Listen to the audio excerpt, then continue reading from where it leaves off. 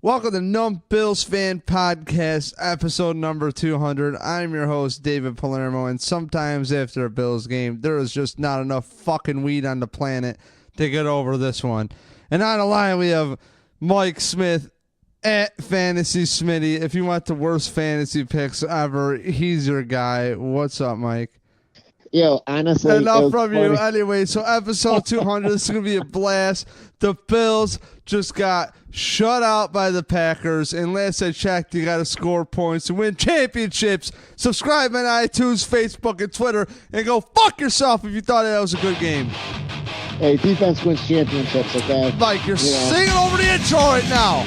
Why are you singing over the intro? All right. Don't matter at this point. I think they can probably hear us, so it's fading down right now, Michael. So, anyways, where were you for the game, and what kind of horse shit did you think when you were watching the game? Well, I was with my buddy and my weak rival in our Dynasty League, and the one on 3-0? Yes, the one you're 3-0, yeah. and he's what's my name? What's the team name? Josh Allen Truther. I came up with that myself. I came up with that all on my own. I'm glad you kept it. I'm glad you kept the name that I thought of. That was great. I gotta be honest, man. That. They're both my team names. My other one's the Dagos for the 16-team league. That's a classic. So that's staying. But yeah, dude. And my other team name I'm really proud of for the Numb Bills Fan Podcast League, which is Jesus Wins Football, because that's just how the Buffalo Bills do. They win football games on culture and faith, and they're definitely not listening to fucking Danzig and Typo Negative, and they're not at any fucking goth clubs anytime soon, which is where I'd rather hang out because those chicks are hot. Well, Dave, they like to listen to themselves. They don't need to listen to, experts or professionals. They know what they're doing over there. But so we're watching the game, and my team in that league has not gotten through a week without someone leaving the field and not returning. Okay. So he's like, I'm not even worried because one of your players is definitely going to get hurt. And sure enough, sorry, TY. Sorry for the rib injury today. You did come back, but you didn't play the whole game. And then you left again later. Sorry for, the hex that, my team has bestowed upon you. Everyone's getting a piece. Adrian Peterson, this is your going out year. You might catch some next week or the week after, whoever else. I can go down my list. Juju Smith, you're rocking it. But, bro, my team's worse than the fucking Madden curse over here. So it's taking people out every week. I got to say, Mitchell, Truth, Trubisky, coming fucking through. 6 touchdowns for me today. He was a tire fire in the 16-team league where I was actually talking to you about acquiring Josh Allen because my Peterman draft pick fucking backfired. But anyways, so... All right, so let's get back to the Bills game. Okay, so you want to derail us, and now that we're done, now that we're talking about my fantasy team for literally 17 seconds. I don't need to talk about your teams because your teams were doing I think in the 16-team league you were at 145 points the last time I checked, but I stopped looking because I'm just a baller, bitch. I'm just a fucking baller, bitch. Just points, just fucking points. I've been saying it for years. I was watching Steve Kerr come off the fucking bench as he wasn't even considered a 6th man on the balls, right? And this motherfucker was just bombing threes. What happens? This smart man becomes a coach and a general manager prior, and his basketball teams just put up points. You know what I mean? That's some next level thinking. And it's a great transition, Mike, into the first part of my notes. Okay, so I have a little set list for everybody because I am more organized than you fucking think, assholes, okay? So listen. The topics at hand, Mike, and don't interrupt. We're going to go one at a time, lay out the set list, and then I'll call on you for the first one, all right? Dave. So no wide receivers. No wide receivers. Did Bills coaches make offensive adjustments? Next on the set list, no coach with Josh Allen on sideline. Do you buy into that? The refs. It's kind of an interesting topic, especially in the very beginning. And then the defense, I want to touch on Taron Johnson, and I want to talk about McCoy along the way. So right off the bat, Mike, I made notes, and I had no receivers. Dashed underneath that is I'm just going to rail here and you rebuttal to me. So we'll keep this a quick one for you so you can go play some Fortnite. So, no, dude, bro, rock it till the fucking midnight hour if we have to. No. I want to keep it night, bro. I want to keep it efficient, dog. Night. I got nothing Don't to do. try to throw what I got to do into what you got to do because I got all night. I got to go online and use the Bills to get my fucking ass handed to me because every time the Bills lose, I just want to go on Matter and use the personnel the right way because you know what? The Bills have no fucking wide receivers that decide they want to catch the ball. You want to go on Madden so you too can throw like Josh Allen in the video game? I threw 7 picks with Josh Allen the last time I played online. It's so fucking horrible. Okay, I'm definitely not going to put that. He's bad in Madden, but they ain't that bad, Davey. That's more of a user issue when you get to numbers. When you're pumping worse than Peterman numbers, that's user, baby. That's user. Okay. So did you just have like Peterman over for dinner the other night with ribs and all sorts of shit? You know, hey, anytime he wants to come, your fucking boy, you and your boy Pete. Yeah, anytime my boy Nate Peterman, I just want you to know because I know you listen and you my dog, right? But I just want you to know this is Bills fans. Oh, Peterman sucks. Peterman sucks. Peterman sucks. Oh, no, Josh Allen, no, he's developing, there's just no one around him. So we're not going to blame his deficiencies on him. We're going to blame them on the team. But if it's you, baby. It's all you. You suck. It ain't the team. Yo, Mike, can I tell you something, dude? So, a little confession here. And I don't need to be shamed by the public. I don't want to fucking putting this out there. Well, 3 people listen to this podcast, so it doesn't fucking matter. So listen. Hey, pumping numbers. Listen, fucker, I'm trying to tell you something fucking serious here. It's really emotional. It's really sensitive to me. So they told me when I was like in 1st grade that I was not allowed to come back to school unless I saw a neurologist because I was a hyper fucking kid. All right, and they put me on fucking Ritalin, right? And I tried that shit out for a little bit. I didn't really like it. I wasn't a fan. So right now, I really want to stay focused on the no wide receivers because after 34 years of living, the last 2 years of my life, I decided to use a pen and paper, and it makes my life easier. And Mike, I just got to stay on track with this one for you. So ready for it? Listen to me. Go for Follow this. Ready? I'm going to rant.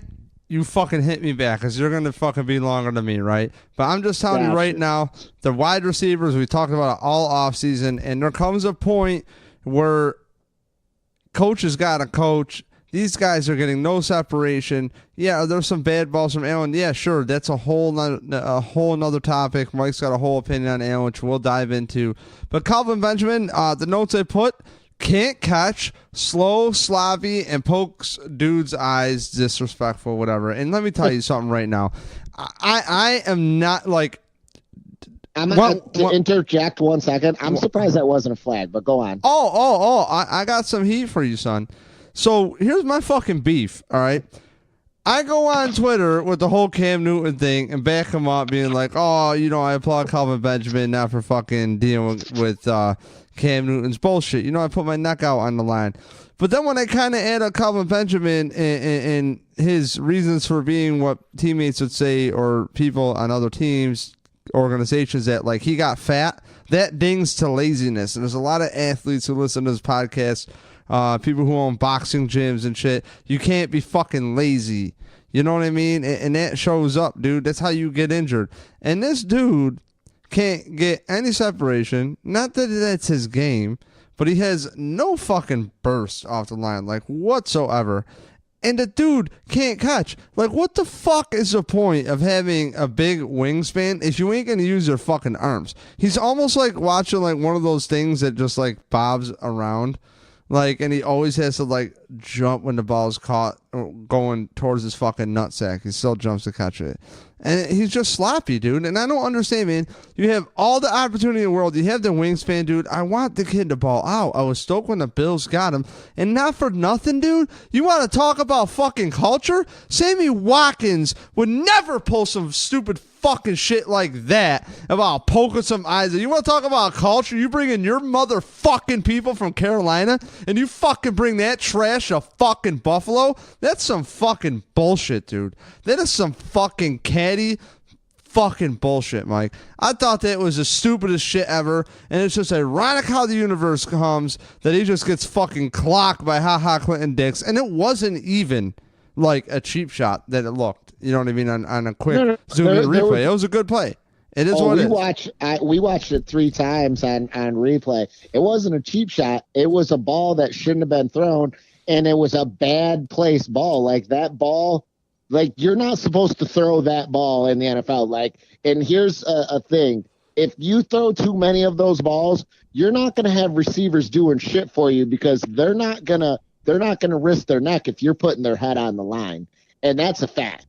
So he better kill that, and he better kill it quick because you can't do that. He did that once in preseason too, and fortunately Kelvin Benjamin didn't go get it because he would have got rocked if he caught that one that was thrown way out in front of him. He stopped where he was in a safe zone. Had he gotten the one in preseason, he would have got licked. But if you keep throwing explain bad balls, Andre Reed to me? Can you explain Andre fucking Reed?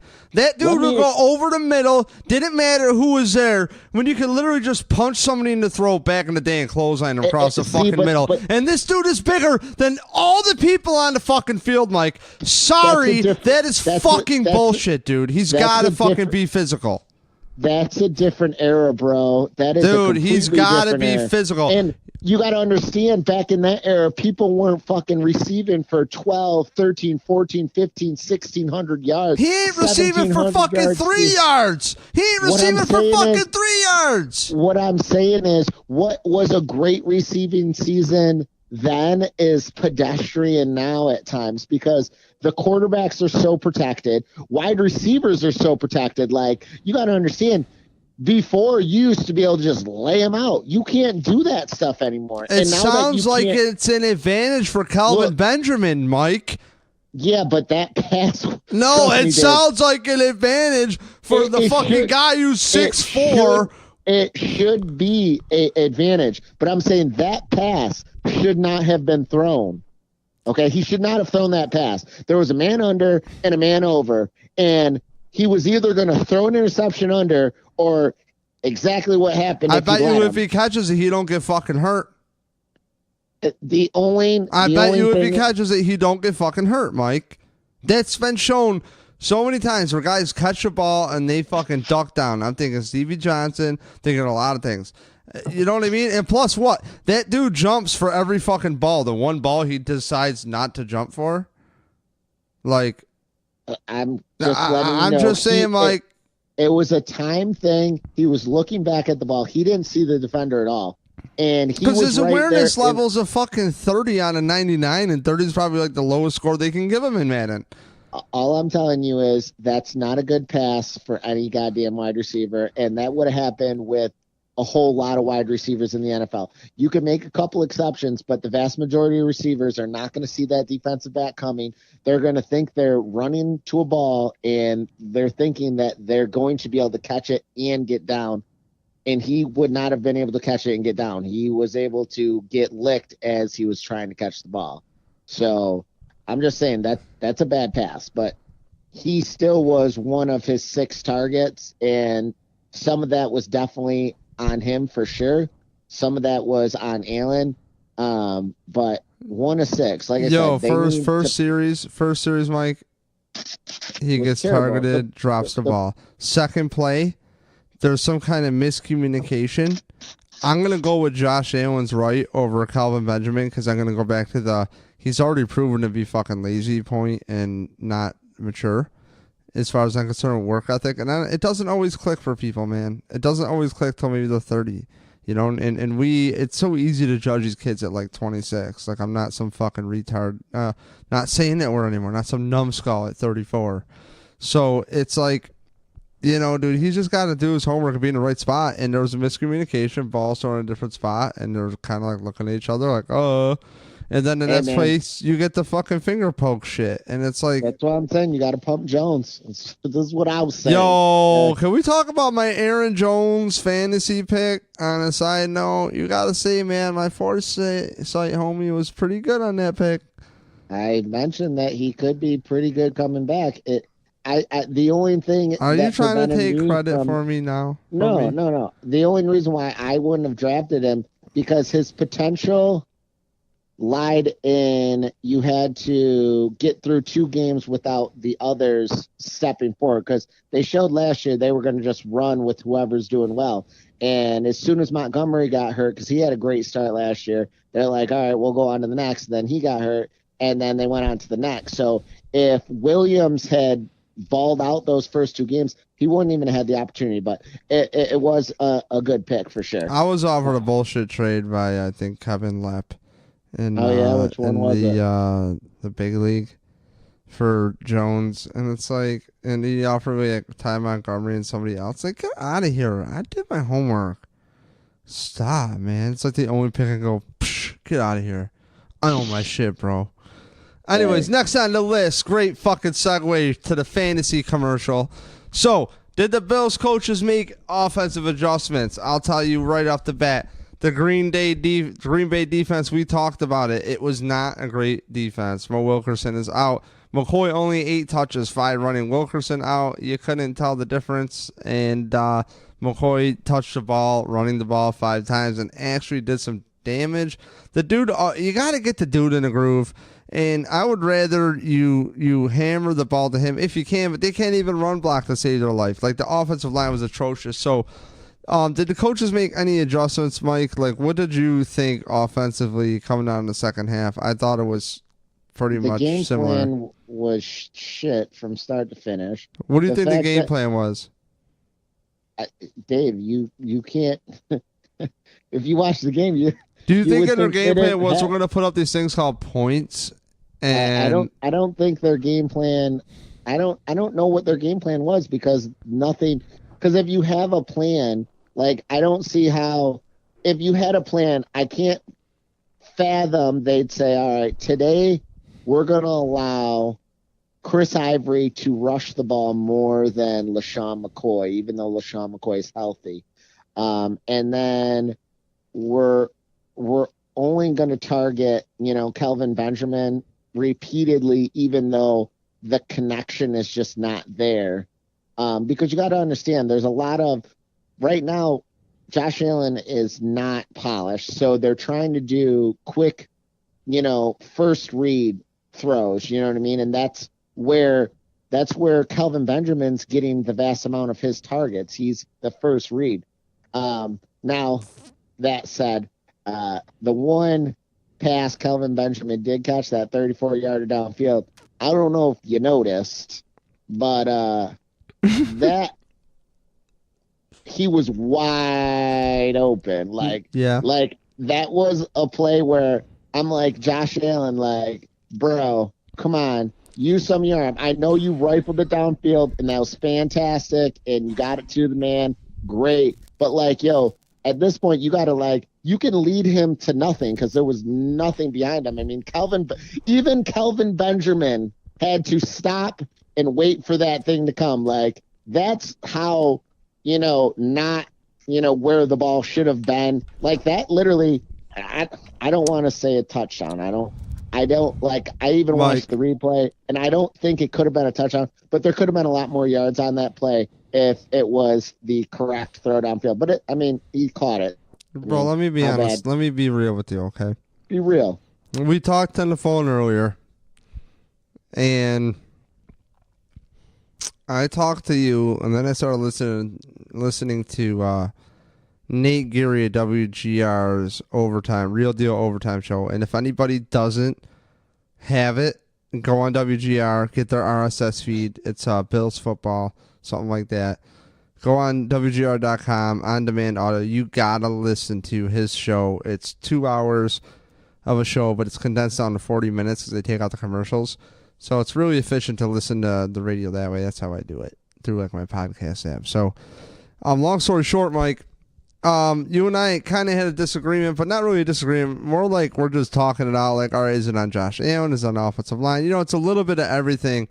But you know, at some point when you don't have wide receivers and you have a guy like LeSean McCoy that is somebody that the defense always keys in on, you know, even if you put him into motion, you get fucking creative. I don't get it. Like, you have Aaron Rodgers on the other side of the field negating a pretty aggressive pass rush from the Bills at times, and it's almost like,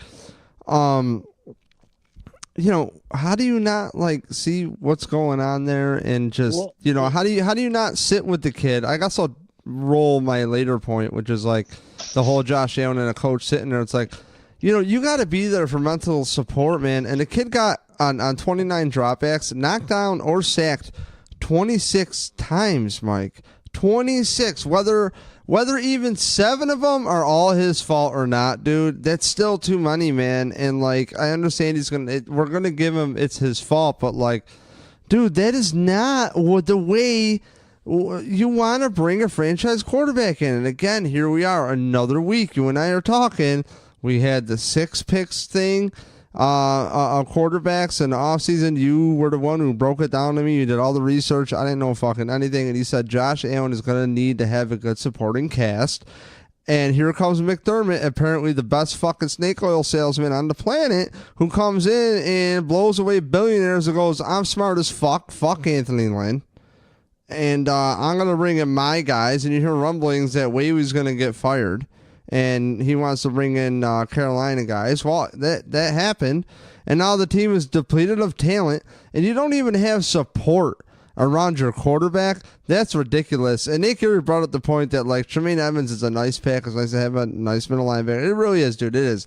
But, like, for what you gave up for him, you could have had a guard, right? You know what I thought? For what you gave up for him, you could have actually had 3 starters. And that's been a point right there. It could have been a linebacker, could have been and it is what it is. We're here now. But how about there's a coach with him after he's getting his fucking head rattled to go like, hey, man, you know, this is what you need to work on. And there's not. There's not. And people are trying to, you know, I'm getting a few people. Mike Shope doesn't like that point when a guy called in. I don't know what to think of that for the 2 seconds. But it's like, that's why I want to have a veteran quarterback who's at least been in the league and played for at least more than a couple thousand yards of passing. Fucking my God. To be like, hey, man, here's what happens. You just got to hang in there. And he's missing all that valuable time. He's on the bench alone. Like, dude, that shit fucking really bothers me, man, because these kids are young, and fucking Bills fans are complete, like, impatient morons myself. And the world is going to come down on this fucking kid, and it's so unfair, man. And I know this, it's pro sports. Nah, you could have done a lot fucking better. You could have did a lot better. Oh, you got the cap space. Who the fuck is coming here? The fuck out of here. You laid 0 points, dude. 0 points. 3rd and 1. Let's bring in the fucking big dudes, dude. So, anyways, get you rebuttal here. So you see what I'm saying. I'm clearly pissed. You're clearly pissed, and you are, you know, a lunatic Bills fan, and you are like, you know, for every point you just made, like, you can clearly make for Josh Allen just because they invested, as you call, capital into him. So, you know, that should be the case for whoever you decide to put at quarterback. And, you know, that's, again, why I don't put the kid in there, because he's going to be getting obliterated. And, you know, you don't want, you know, obliteration, because all that progress you saw in the preseason, everyone's like, oh, look at his footwork in the preseason. Like, it's not so bad. It's not so bad. Well, dude, his deep ball was supposed to be a strong point, and it's like the worst point. Well, guess what? When you start getting knocked around, you start having happy feet. And when you have happy feet is a good movie, but it's not good in the quarterback situation. Mike, what was the whole thing that we hear? Like, I'm like, you got to be kidding me in the offseason when they go into like quarterback talk. And this is like why I don't want to say stop following the draft, but like I decided to like focus on like, you know, working on my house and getting my life together instead of fucking draft shit, because everyone goes, no, you don't understand. you just got to see his arm, okay? You got to get a receiver that can just go up and get it. Oh, okay, yeah, we're just playing Hail Mary. Yeah, that's all it is. Yeah, okay, because, like, you know, yeah, okay. Shut the fuck up, dude. You need a guy who is smart and fucking accurate, and Josh has actually impressed me with his accuracy this year, believe it or not. But like you said, when you get knocked the fuck around and you don't even have 2 seconds to get rid of the ball, like Swiss cheese offensive line today, like, dude, they're not even getting checks in at the line correctly. They're not doing all sorts of stuff. Nate Geary broke it down great. You gotta listen to him. I don't know what the fuck I'm talking about, but Nate Geary broke it all down. He fucking went hard in the paint. Like, seriously, some of the best radio I've heard in a while. And it's just so ironic, Mike, because like you said, man, you get rattled, you start doing stupid shit anyways, you know? So you do, and that's why, like, for me, like, I had my multiple points as to why Josh Allen should not be starting until at least after this game. But, you know, people are so impatient that they can't see that this offense is drastically, you know, in need of help. And it's play calling. And I actually thought out of the 3 games, there's only been just that game last week where the play calling was sufficient and non-predictable. And it's funny that, you know, you have, you know, LeSean McCoy in, and now you're changing the game plan. Like, I didn't see that was like our biggest fear, right? Right, and I didn't see the screens. Like, where were the screens? They're non-existent. I think they threw one, didn't they? Did they throw one? They may have, but I'm saying the way the Packers were pinning their fucking ears and just coming at them, there should have been a lot more. That, like, you need screens and quick outs and drag routes and underneath. You got to just the ball's got to come out quick. You don't have time to do 10-yard outs, hitches, dude, and you're posts making and outs. Like, you don't have time for plays like that. You have to say, look, if you're going to do this shit, fuck you. We're going to Tom Brady your ass all the way to the end zone. Okay? You can't just be like, all right, fuck you. We're going to beat you at your fucking game. We're going to just try harder, and we're going to make these plays work, because that's not how it works. You say, okay, you're going to do this. Fine. Zay, my man, jump in the slot right now. We're going to fucking drag you across the field. We're going to give you fucking 5 straight targets. You're going to catch 3 of them. You're going to get us fucking 30 yards downfield your damn self. Okay? That's the type of shit you got to do. And you say, Clay, if you don't want to fucking hustle around this field, fucking Kroom will come in here and he'll bust his goddamn ass.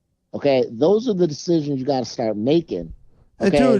Dude, and not for nothing, Mike, like, what the fuck is it gonna take? You made my point for me. I'm watching the game with my dad, fucking beautiful human being he is. He made me made a pot roasting. It was fucking great.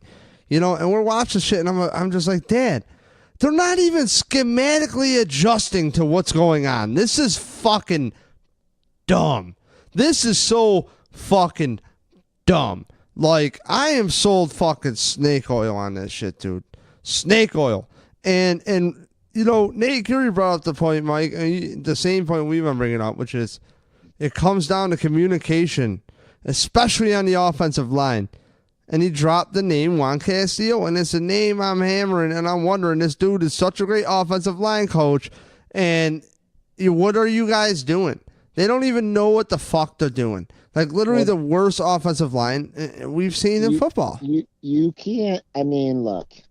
No matter how great a coach is, especially when it comes to trenches, okay, you can't take the worst and make them. Yeah, but he made Pro Bowlers and would incognito digress by far. So that's what I'm trying to say. He already proved that, dude. Yeah, you know what I mean? Now he's got even less talent. Exactly. Yeah, right. So, like, hey, trust the fucking process. How about we trust the coaching search? Bring in fucking Lance Leipold from UB right now. That's my pick. Lance, if I had to take you to the fucking steak place that to take everybody myself, I fucking will. I don't know much about you, but I love your interviews and what you have done for fucking UB, getting them on the map, dude, and getting first-round draft picks, and he's got more coming. Like, come on, dude. To develop a college program and turn it around that fast, to fucking little lowly University Buffalo. Come on, dude. Like, that's impressive. And you want to talk about building a culture? It's like, the thing that kills me is, I should have sent you a link. So I was listening to a conversation with Mike Shope and Sal Capaccio, and it was on Friday. And I'm out there moving some big-ass rocks I got in a yard yesterday, and I'm listening to it. And him and Sal just disagree on culture. And Sal, I really like Sal Capaccio. He's pretty... I like a lot of his stuff. I was a fan of his podcast before he hooked up permanently with WGR. And, he's really about this culture and about these guys building this thing for long-term success and all sorts of stuff. And Mike Shope's point is like, yeah, that's all fine, but like, how I think his point is, to paraphrase, is like, these coaches don't have that long to do that shit, frankly. Yeah. It's like, get real with this culture shit, dude. Like, that's called ball washing. He's a ball washer. Sammy Watkins went to the best team in the Rams, and then he went to like the next best team in the Chiefs, and like, your protege there and Andy Reid, you could have had fucking Mahomes and franchise tagged Watkins, and like, they could have played this year, and like, it could have been fucking sick. The crazy thing is, think of this, Dave. Now, Percy Harvin could have came out of retirement. Pump the brakes. Reuse my jersey number 8. Okay. So if they take Pat Mahomes, they have no Trey. Okay. So we did get him, but if you have Pat Mahomes, yeah, I know there's only like 4 corners every fucking year that make an impact as rookies. I know they're not easy to find. Just imagine if they had Pat, and then if you go back to last year when they're just like, Tyrod Taylor just can't do it. We got to throw in this rookie guy. Just imagine if that rookie was Patrick Mahomes. Like, just imagine how different that game could have been. Yeah, you're right, because that would have happened. So... Dude, the Bills got to trade all their picks or, like, Bill Belichick or something. Like, that's the problem. The like I said, I am going to be watching the rest of these games, and if I don't see anything different from today to the end of the season, I wouldn't be against going after one of the best quarterbacks in the draft, which could be right. Hey, you could bring your UB coach and your UB quarterback. You just package them, just bring them right on over. And I guarantee you he'll sit with his quarterback on the sideline. Oh, yeah. And it's like, dude, don't you think out of the 26 fucking times he was knocked down, if you divide that into 2 times the series of your fucking massive 3 and outs, so that's 2 goes into 26, if my arithmetic is correct, it's 13 fucking times. You could have sat there with Josh fucking Allen and told him, hey, bro, don't worry about it. Or, hey, you got to watch this. It's called a hot read. So what that means is, the side that you see, oh, fuck, there's usually a guy open. Find him. But no, he's set up for disaster because they don't have a real quarterbacks coach. They had David Culley, who's a guy who's never coached quarterbacks in his life. So how does it add up that you guys are willing to do all this and that to get the most important investment on your team as a quarterback? This is what we hear. And the fucking Super Bowl's won from Nick Foles, and the Super Bowl's won with good defense and a good game manager who can do more than a game manage, because I can give you Phillip Rivers and so many quarterbacks that only have 1 fucking ring or no rings that have been there forever. And it's just, you need a fucking team. And then you do give up all these assets for this guy. And it's like, no, we're going to wait till next year to win. What are you talking about? You have 6 picks. 6 high picks. Dave, I missed this, and this is completely random because you were ranting and I, ADD'd out of it. But apparently, I don't have Ritalin anymore. I gave up on it. When Earl Thomas got hurt. Let's talk about that Earl Thomas effect. Yeah, he flicked the sideline off and said, fuck you guys. Isn't that funny as fuck, dude? Yo, that is the funniest thing, like, ever. Like, he's just on the cart, pissed off, and then he's just like, yeah, fuck you guys. Fucking flips the bird to fucking, I'm sure he's not obviously doing it to his teammates, but he's literally doing it right to management. They were right saying to his coaches. teammates because I guess Arizona Cardinals players were like patting him on the back. Oh, no, yeah, no, he flipped the bird to his sideline for sure. Like, yeah, like what the fuck? Like, why did his leg break? But I'm saying, like, he was flipping it at the coaching staff and management. I'm pretty sure he loves his boys down there. Those are his dogs. But yeah, that is hilarious. And yeah, whatever happened to his leg, that was. And tragic. you know what? And you fucking hold out, and that's why. And you know what my theory is with this shit, dude? Is like the NFL teams just have so much fucking firepower in public relations, clearly, which is a legal propaganda team. And like it's like, dude, just they have so much firepower. The players have the NFLPA. That's the only thing that can represent them, and it's like a self-funded league. You're going up against fucking billionaires. It's like saying like you and me with our like lonely serviceman jobs, which is like we're not paid by the hour, we're paid by the job. It's a little bit better money than whatever, but like I'm going to sleep at night with fucking measurements in my head. I'm like, oh shit, did I measure that right? Losing my fucking brain. And it's like, can I really afford to pitch in for some little union that, like, how much am I going to be able to afford? Like, you're never going to have the, hey, you know what? Yeah, you guys fucked me, and I didn't want to fucking play. I said I didn't. I don't know what his deal is, but say that's what it was. Well, if he does that, he's blackballed from any other fucking team.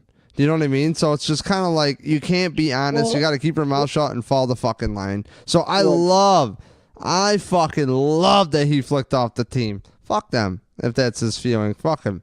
I agree. I thought that was the case, but my feeling on that, I think it's hilarious. That's what I hope it is. I get that these players want to hold out, but like I'm also someone that says, look, you sign a contract, you sign a contract. Like, and at the end of the day, all these players, all these contract situations that they're currently in, they all signed up for this during the last CBA. A lot of the players that you're seeing in these problems were around when that CBA was signed. So they had their representatives. They, did whatever they did to come up with the deal that they did. And this is where they've left themselves, How can you say it's you sign a contract, it's a contract though? You know what I mean? Like, because I agree, you know what I mean? Typically, like as you classically say, man to man, classically I agree. But Mike, these players have caught up to the game. Yeah, but here's what I'm saying. Okay, and this is what I used to tell people when I worked in loss mitigation. These people were complaining when their houses were underwater, as they say. That's when you owe more than it's worth because its market value drops significantly. They're like, well, I'm not going to pay. Well, there's no protection for the teams for when your production drops off the map and you're there's 2 years left on your contract. I mean, if they get rid of you, they're going to be penalized. So they have to take that hit. They have to take that salary cap hit if they cut you. It's not like they can just give you less unless you're willing to take it. So on the opposite side, when they're taking a flyer on you and you're not yet established enough to get a monster contract, so you sign a 4-year deal. After 2 years, you do great. You're just like, well, I'm not going to play, these last 2 years of my deal because I'm worth way more now. That's ridiculous to me. Like, I get you have to get your money, and I get that. But if these players and all the players are starting to do it, you have to understand you're running a business. If every time a player jumps over its contract, you're going to be put in a position where you just have to fork out money all the time. Yo, I don't know, man. I don't know, bro, because the people who hold out, it's under 10 a year, dude. Like, you're talking about a league that has the most players of any league, Mike. Like, over 1,000. Like, come on, dude. Like, yeah, that's such a. I'm not was saying was it even like 3 players this year that held out at all? Earl Thomas was going to be one of the highest paid. Honestly, I know he was definitely one of the highest paid safeties this year, and he was holding out. Le'Veon Bell was literally was going to be the highest paid running back in the NFL. Yeah, and guess what he just did right now? He's getting healthy for a year. Okay. For what?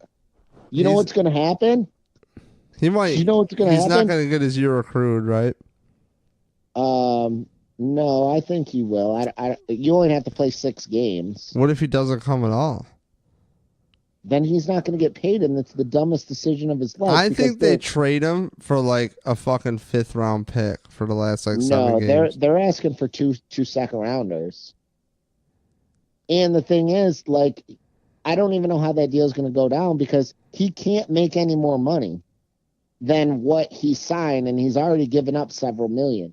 If he doesn't come back at all, he's giving up $14 million, which his next contract is not going to be $14 million more than what this contract would have been with the Steelers. Yeah, but does he actually have to come back this year, or is he a free agent no matter what? I thought he has to be back by week 10. To get at least 6 games in, so it counts as a year or something, right? I thought that's how it works. Yeah, I believe that's what I'm saying. Like, they might want to ship him to like a contender where they can rent him and they get something for him, and with the hope you could sign him. And honestly, dude, with the Bills with all that cap space, I wouldn't be shocked if they traded for LeSean's ass and fucking like shipped him here. He'd be miserable as hell, and then did the fucking classic Bills move, which is overpay the running back. Oh, honestly, LeSean McCoy would love it. He'd be going back to Pittsburgh. He would finish his career in the place where he played his college ball. Like, that would be perfect for him. It would help him go right to the Hall of Fame, and who knows, they win a championship. They'd actually fucking utilize him. Oh my God. Like, dude, he's got 21 touches or something like that, or carries in like 3 games. But here's my question to you, Dave. Do you want Le'Veon Bell? Do you want Le'Veon Bell, knowing Le'Veon Bell wants wide receiver money right now? Dude, to be dead honest with you, you know what I want to see from the Bills? I want to see them play a game like where they don't care in a sense, unless they use it as a decoy or an advantage or like as a chess piece, I should say. I don't care what they fucking do. As long as it's just, they don't feel forced they have to give the ball to McCoy. They just do it in a smart way. You know what I mean? Like, they should have had McCoy a lot as like a dump pass, like the safety valve. I didn't really get that vibe this game. You know what I mean? That was a really nice, like that's his thing. If there's a guy who can make 2 people miss at once, it's that guy. You can make things happen, exactly, and that's what I was saying earlier. That they didn't game plan to what the defense was doing. Like, they were pinning their ears. All you have to do when they're coming at you like that, just do screens, do drags, do quick slants, get the ball out, let these guys catch and run. They can do things with the ball after they catch it, but when you're saying people aren't open downfield, well, there's not enough time for them to even necessarily get open based on the amount of time the quarterback has. Yeah, you're like, oh, look, no one was open.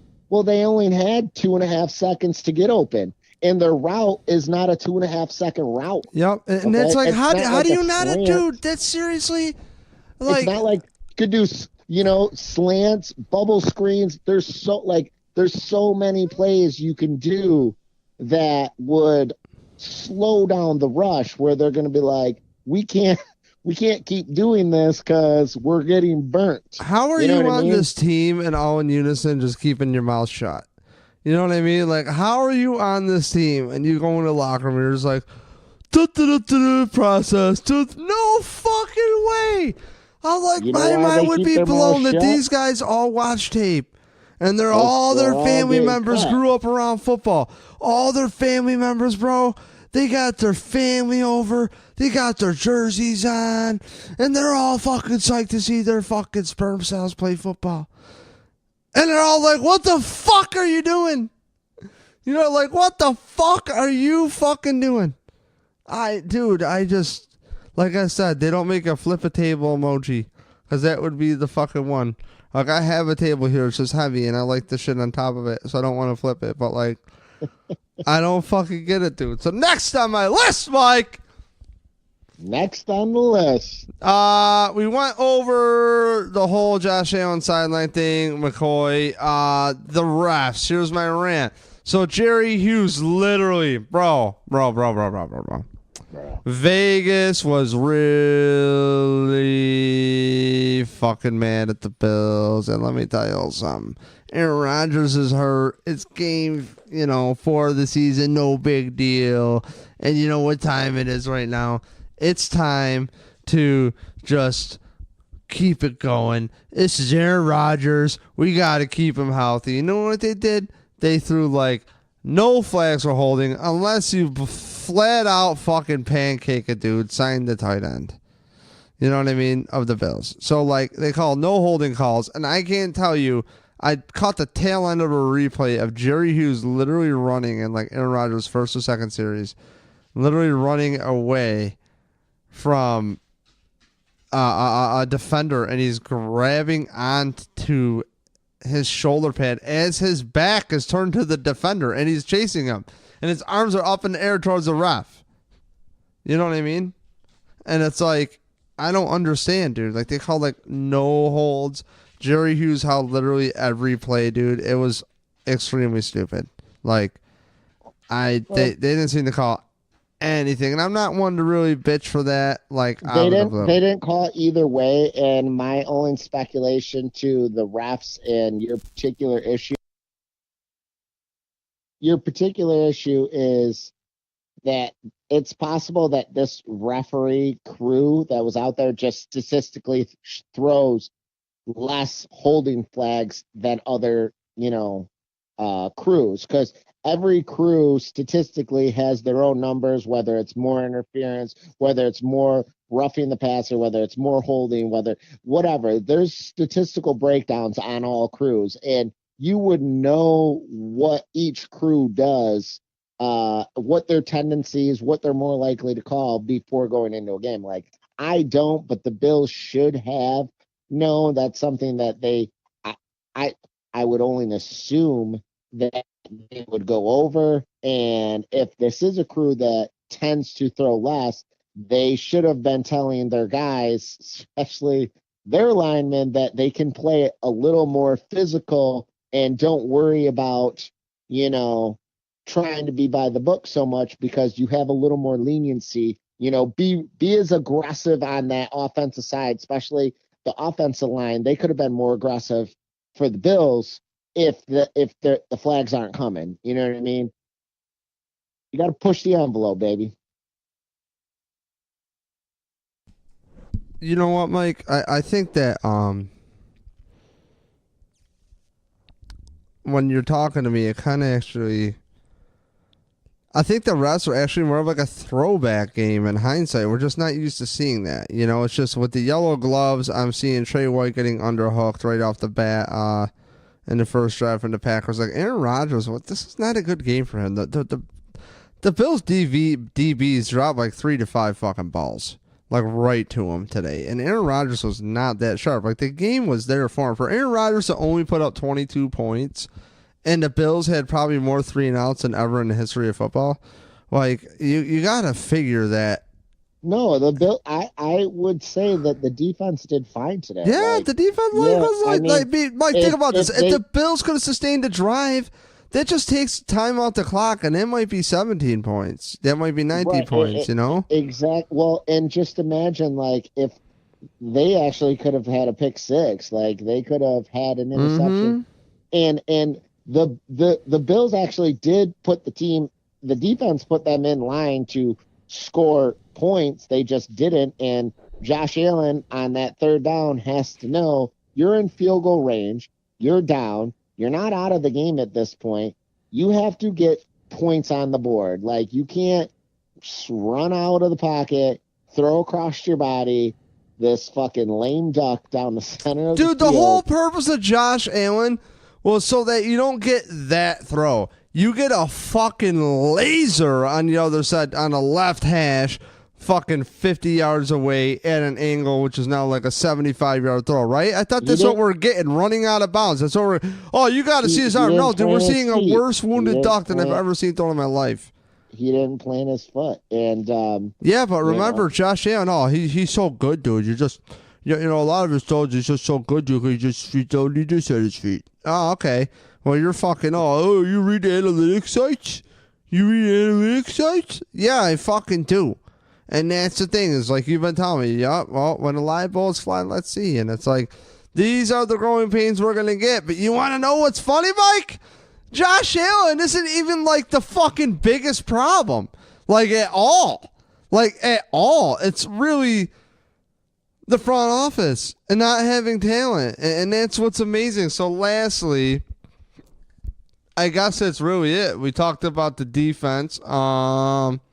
Yeah, I thought the Bills got the team to third and short a lot, the Packers, and just the rest are just kind of like lax. They let them play. I guess that's really the best way to put it. And I would like to see more games like that. Trey White has got to be, again, it's been Lorenzo Alexander. Trey White's probably my other favorite player. He's just spot on. I love this interview today after the game. He's hilarious as fuck. And he's a great ball player. And Taron Johnson. Dude, did you see he retweeted you, bud? I did see that. Isn't that awesome, man? Like, dude, shout out to Taron Johnson, dude. Coming up, he's got a shoulder injury, and he has been fucking money. He has been money. Like, what a sight to see after Vontae Davis. Like, it was like textbook. Like, he had his head up. He seen the whole play. He had his head. Just like when you're taught by, not all coaches taught this, but the good coaches, most, they should have taught this, but coaches taught you to head up. And then if you see that ball, right, head on ball, and then drive through with your shoulder. So head on ball means your helmet goes to the ball, your shoulder goes through the person, and you wrap up with your arms. Form tackle, you can get turnovers that way. Yep.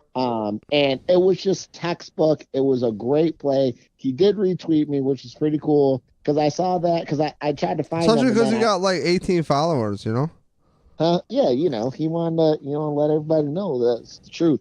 But yeah, so let's get that number up to 19. We'll do a giveaway when you get up to 19. I think I'm up to 22. Woo!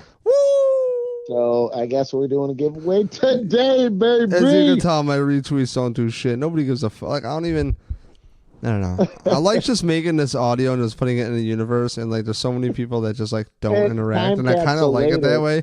Like I was thinking about 20. Like I would love to hear 20, from people, bro. But I'm up to 20, bro. Maybe I'll freaking, now that my boys retweet me, maybe I'll get them to come on the show. Yo, I don't want to be weird, but Taron Johnson's DM box is available for me to send him a message, and I can be like, yo, I'm a clown, but like, I won't say anything to incriminate you. I won't get you in trouble with anything. I'm sure you did nothing wrong for anything. So, but I won't drive you into fucking traffic like Frogger and make you embarrass yourself on the fucking Numb dickhead fucking podcast, He would be a great guest, he would actually be our first guest. So. What are you talking about, first guest, bitch? This just been going on a long fucking time before you open you still fucking go on this shit off the website. You don't even know. How do you not have a podcast app, Mike? Like, jeez. Dave, I'm just a simple man. Okay? I'm a simple man with a shitty smartphone with a shitty battery in it and a cracked screen. Yeah, and when you stream off a website, dude, it's gonna use more battery. Well, hey, you don't even have to worry about the battery life because my phone is always plugged in. Dude, I just have like the Animaniacs theme song, and I'm just thinking about like you being a brainiac.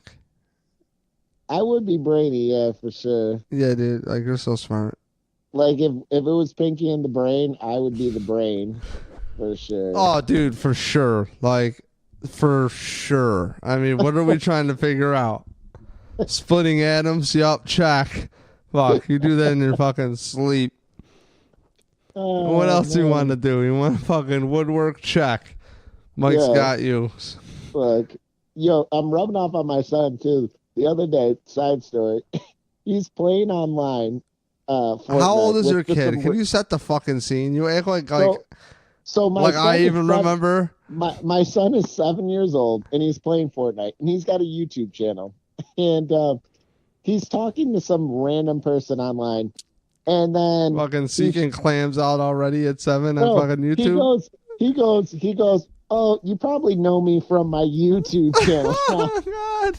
He just like throws that out as if like he's got a famous YouTube channel. He's got like 5 subscribers, and I'm obviously one of them, but I'm just listening. What's his YouTube channel? You fucking yeah. Way to fucking plug your son. A+. We can pump his numbers. It's something weird, when kids put stuff together, and me. I guess next podcast, it'll be the fucking teaser. We'll find out what your son's YouTube channel is, because you're the fucking most supportive father, apparently. Yeah, kid. Get him, kid. Hey, I watch, that's what I can do for my son. I watch, and, my channels. Let's see. Does it show my channels? I don't know. I don't even know how to see. I don't use YouTube, but like I said, I'm a simple person over here. Oh, dude. So I had one more point to bring up with you. He's got 6 subscribers now, and it's Triplets Uriah. I don't know what Triplets, where he got that from. How do you spell Uriah? Uriah, and it's Triplets. TRIPLETS. Mike, Uriah. Word of advice. Famous. Word of advice. Free of charge. Free of charge. Change your kid's name. I'm pretty good at spelling, and I have no fucking clue how to spell that shit, yo. He might get 16 followers. You know what I mean? Like, I don't even, what is it? Urijah? Is that it? No, Uriah. That's so fucking stupid. Like, who fucking came up with this name? Well, it's biblical, and Uriah is this doesn't mean shit to me, Mike. Bro, pick up. Why did you put Bible, Jimmy? bro. Jimmi? Someone that believes in faith in God and the process. You should have a Bible. I don't believe in shit. You should tell me who Uriah was. You know what I fucking believe in? I shouldn't have to tell you the story of Uriah out of the Bible. You should tell me. You ever heard of this band? I know. I bet you if I talked to McDermott, I bet you he could tell me the story of Uriah. Okay, because he believes. Okay, so you need to hop on board. Okay. No, dude. There's a reason I don't have any of my own fucking kids, dude. You might one day. Well, no. Because I don't know about all this shit. I don't know. Because I don't know, dude. I can't deal with the fucking kid with my brain. Are you kidding me? So, all right, dude. Pretty much, dude, here, I don't know. I can't do it, dude. No way. No way. Anyways, Mike. So, on the real, do you have any hope for this team next week? The Titans are hot right now. Do I have hope for the Bills? Yeah, the Titans won their last 2 games, and they beat good teams. Yeah. Philadelphia and Tampa. But I do have hope. Did they beat Tampa? Was that who they beat? Dave, when you trust the process, there's always hope. And if we could just get you to hop on the process train, and then you're thinking, like, next week, you're like, what could they do? They could do a lot of things. The only process I care about is they played so shitty and they called such a crappy game. There's only room for improvement there. You know what I mean? I mean, they could also look equally as shitty, but if not equally as shitty, there's room for improvement. So, yeah, of course they can do stuff. They could say, hey, let's get the fucking ball out of our quarterback's hands quickly. And as, like, literally, I could picture a passing chart for him where he throws, I don't know, at least 12, 15 passes between 0 and 5 yards, or maybe even behind the line of scrimmage when you count in screens and, dump offs. Right. Like that. Do a whole bunch of those plays, because of those 15 high percentage completions that they're going to get, you're also going to get a X amount of plays where, yeah, they're going to get stopped right where they catch the ball. It happens. But then you're also going to get plays where someone makes a move. Someone gets a good block downfield. Someone's dragging underneath, and it's just clear. They're going to be able to run 10, 15 yards up the field. So once you do that, they're going to have to adjust. And once they adjust, now you can go to the intermediate and deep balls, because now you're going to have more time for your quarterback. Whether he's going to deliver the ball, we don't know. But you got to give him the opportunity. And he's not going to get that opportunity if you just call shitty plays all game. So I agree, Mike. And, that said, I think I'm done here. Are you done We're here? done here, bro. Fucking, we rock the shit. Fucking episode 200. Yeah, thank you for coming. That was great. Fucking, celebrating with us on the big one. We celebrated the Numb Bills fan podcast, talking about a shitty game in Buffalo. So, sky's the limit. We're all moving up. We're moving up. They're moving up. Dude, I just want to see. I just want to see the coaches get it together, man. Because you know what's great is that Minnesota game shows us. Oh, the players are capable. They are capable. I know. You know what I'm saying? It definitely shows us that. It showed us that everybody there is capable of putting something together that looks like a fucking NFL team. But when it comes to coaches, they're just so fucking scared of what's gonna happen. It's like, oh my god, dude! Oh, you gotta let it rip. That's what I say. I mean, last week they had more underneath, and they need to do that until they get a little respect. And if not, they're just gonna be seeing, every defense just lining up to kill their quarterback week in and week out. And when you're getting obliterated every week and you're on your back all game long, there's a good chance one of those games you're going to come out because you're going to get hit in the head. You're going to twist an ankle. You're going to get rolled up on. Something's going to happen. Probability is just the more chances you are going down in such a violent manner, the higher the probability of you actually not coming back into the game. Could be, broken ribs, because now you got to hit them in the sweet spot. And, we'll see. I mean, it's going to go from head injuries to knee injuries to rib injuries now. Watch, dude. They wear nothing on the ribs. Come on, dude. There's really not that much padding. You're fucked. All I'm saying is the Tennessee Titans are coming to town, and it's a winnable game against a 3-1 team, but they have to play. And if they play like they played against the Vikings, it will be a good game. If they play like they played any of the other games, it's going to be ugly. Dude, coaching, man. And we gave the credit. I said coaching A+ last episode, and I really meant it, dude. I really...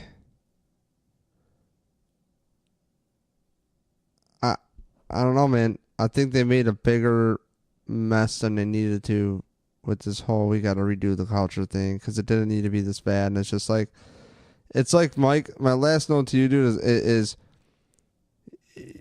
man, this is going to be kind of hard to sell my other season ticket to people at full price. You know what I'm saying? This is really fucking, seriously, dude. This is really fucking hard. It's a lot of money.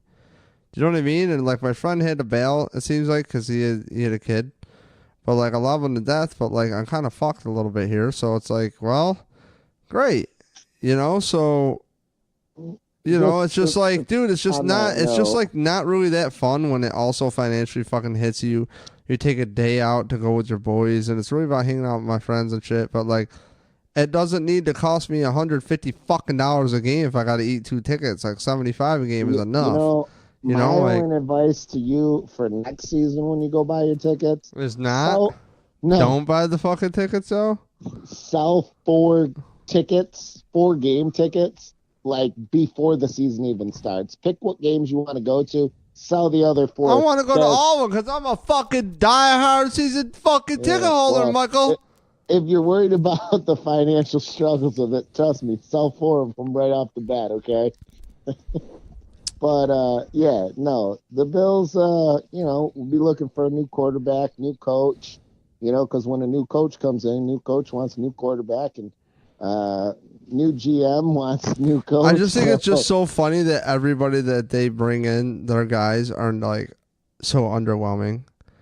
Well, and then it's like you preach process and you have Kelvin Benjamin being an ass fucking wipe. Like, that's so embarrassing to the rest of the team, dude. Well, like, if I was his teammate, that's Kelvin Benjamin right there. Kelvin Benjamin, if Kelvin Benjamin sees in Josh Allen what he saw in fucking, who is it? Cam Newton. Like, if he sees parallels, he's pretty much like, yeah, no, I definitely don't want to play here. Like, I don't know what these fucks are doing. I mean, right now, Dave, you're not looking too bad. I mean, tickets are the cheapest ticket I'm looking at online is still $62.88. But the game just ended, so maybe prices will drop. So right now, you're in the clear for the most part, buddy.